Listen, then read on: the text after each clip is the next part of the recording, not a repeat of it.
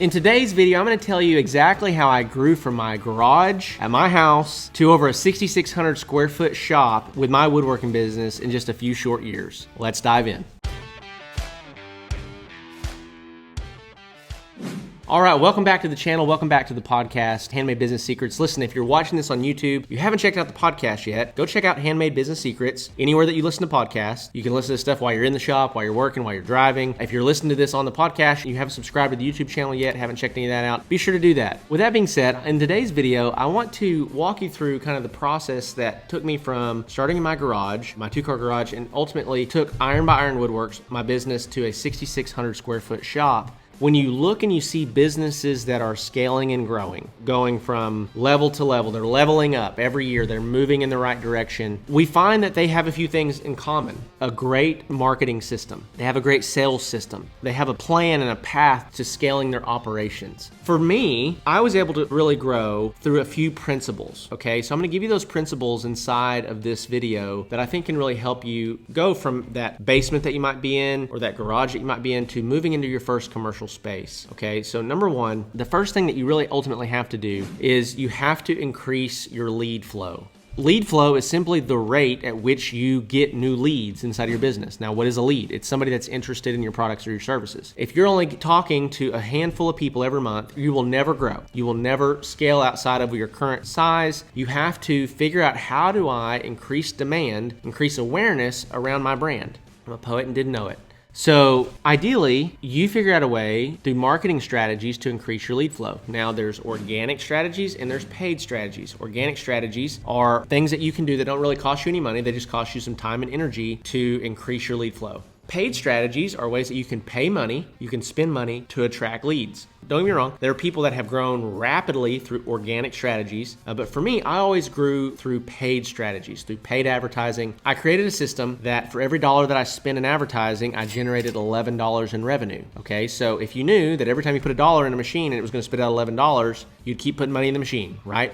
That's what I did. That's what allowed me to increase my lead flow. Now, before we dive into the rest of this video, I want to just address a mindset that I often hear from woodworking business owners that is kind of a restrictive mindset, if I can be honest. And so I talk to people all the time, and I used to think this too. I don't want to get too big. I don't want to grow too fast. Well, I don't want to get out of control. I'm going to pick on another group of people for just a minute. It's like girls that you start talking to them about their fitness, right? They're trying to lose some weight. Most of them think that they just need to go run or they need to go walk or do something. Ultimately, what a lot of people need is that they need more muscle mass. They need to build more muscle so that they have a bigger engine that burns more fuel, aka calories. But if you talk to a woman about working out and lifting weights, most women immediately are going to say what? Well, I don't want to get all big and muscly. And then I just remind them that I've been trying to get big and muscly for the last 15 years of my life, and look at me, right? It's extremely hard to get big and muscly. It's also, Mr. Woodworking business owner, extremely hard to build this giant out of control woodworking business. So the idea that I don't want to get too big, you need to kill that idea, because if you think that, it's going to be a subliminal belief system that you have that's going to sabotage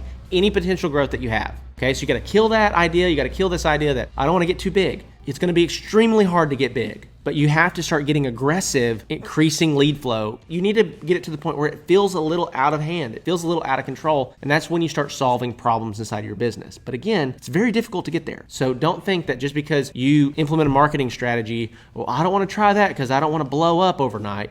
Kill that stuff.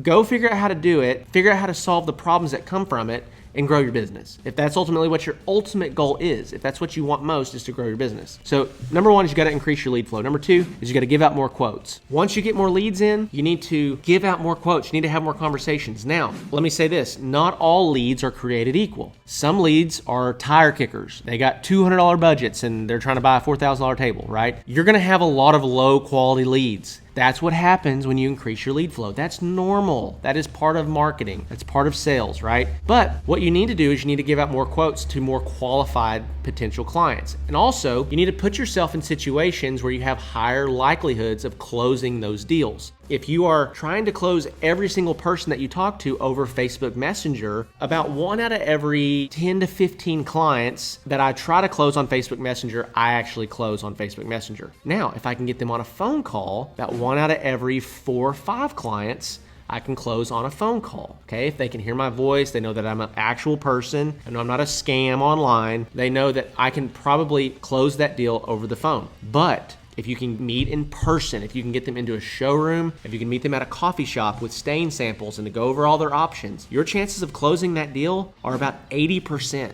80 or 90%. That means that you're going to close 4 out of 5 people that you talk to. So your goal with increasing your lead flow should not just be talking to a lot more people, but to convert them into environments where you have a higher likelihood of closing those deals. By the way, this is super good information. Would have killed to had somebody tell me this kind of stuff back when I was trying to start. So if this is helpful to you, please let me know in the comments below. Please like and subscribe. Show me a little love. I would appreciate it. So that's number 2. Number 3 is improving your sales ability. So improving your sales ability. What I see a lot of guys doing is that they will increase lead flow. Say they'll start partnering with me inside of the Woodworking Business Accelerator program. We start running ads for them. We start generating leads for them, but they never focus on the actual sales skills. So make no mistake about it, guys. The words that you say and the way that you present an opportunity, the way that you present quotes, the way that you handle objections can drastically alter the results. I might have 2 clients and everything is exactly the same. The amount of money that they're spending on ads, the amount of leads that they're getting, the quality of the leads that they're getting. But one guy is a stick in the mud that doesn't know how to talk to people, and one guy is an ambitious, proactive, energetic, exciting person. This guy's gonna close 5 times more deals than this guy. So you've got to figure out, how do I improve my ability to sell? My ability to sell more. And so guys, the thing about this is that there are literally hundreds of books written about sales. And so right now, if you're trying to grow your woodworking business and you're not learning and you're not growing and you're not trying to learn about marketing, you're not trying to learn about sales, you're not trying to learn the business principles that are gonna help you, you're gonna have a really difficult time growing.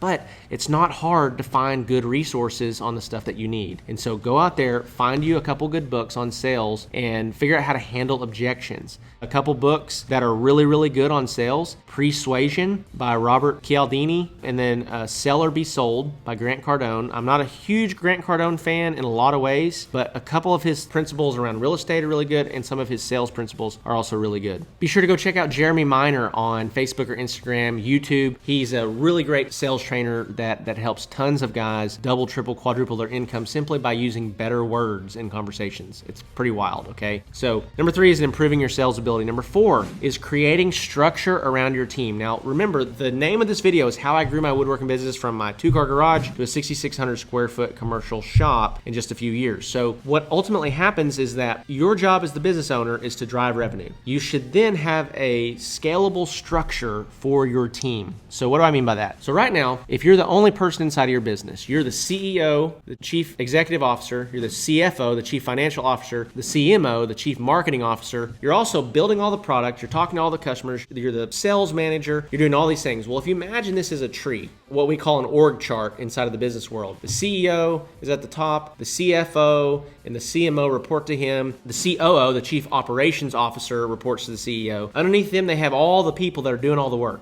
Well, right now, you are all of those people. So what needs to happen is that as you start to scale, you need to find the things that still have to be done inside of your business, but that you're either not good at, you don't like doing, or the least valuable things inside the business. And you need to start hiring for those positions. Now, each position needs to be clearly labeled, needs to have a clear job description, but you need to start hiring people for these lower level things inside of your business, and you need to start working yourself up toward the top of that organization where you actually are just the CEO, or you just are the shop manager and the sales manager, or maybe you hire somebody to handle all your sales because it's not your cup of tea, but you go find somebody that's really good at it. So if you can figure these things out, then that's ultimately how you scale an organization. Now, the best book I can recommend on this is called The E-Myth Revisited by Michael Gerber. It's probably my favorite business book of all time. And so I would highly encourage you, if you don't understand how to build out a structure, a team inside of your business, you need to go check that book out. Okay, number 5, this is the last one I have for you,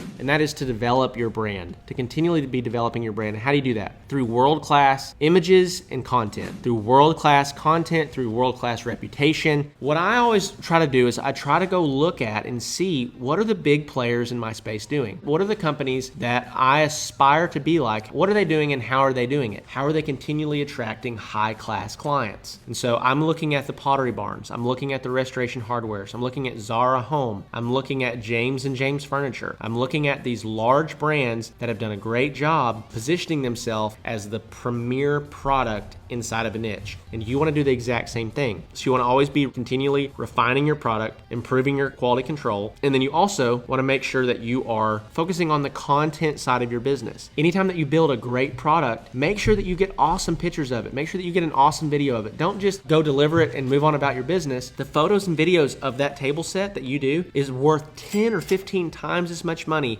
as the table set itself. I'm not kidding. You might be able to sell 50 of those tables because you took those pictures in that video. Now, if you're not any good at taking photos or not any good at video, go watch a couple YouTube videos. Figure out, how do I get good product photography? How do I get better videos? How do I find a better camera? It's not hard. You just have to Google it. Google that stuff, figure it out. And this is ultimately what makes a great business owner and makes a scalable business, is somebody that's resourceful, somebody that can figure out and solve their problems as they're happening on the fly. And so if you've watched this video, appreciate this video, be sure to let me know in the comments below. Now, a couple resources that we have for you. Number one, we got a completely free ebook that I wrote called the Handmade Business Secrets ebook. It's in the description below. It's the first link. You just got to go, enter your name and your email, and you'll be sent that digital download. It's a PDF. It's about 100 pages long, and I think that'll really help you in your journey growing your woodworking business. Now, if you're trying to scale your woodworking business, you're actively trying to grow it, be sure to check out the Woodworking Business Accelerator program. We're currently working with about 30 clients all over North America, helping them scale and grow their operations. So if that is you, don't wait, don't delay, go check that out. We're going to get on a phone call with you, see if it's a good fit. We don't like high pressure sales stuff. We don't do it. Don't believe in it. We'll tell you what we do, how we do it. We'll check out your needs, see if we can even help you. And if we can, we'll kind of walk through what it looks like, what we do, how we do it, and what it looks like for you financially as well. So with that being said though, love you all, appreciate you,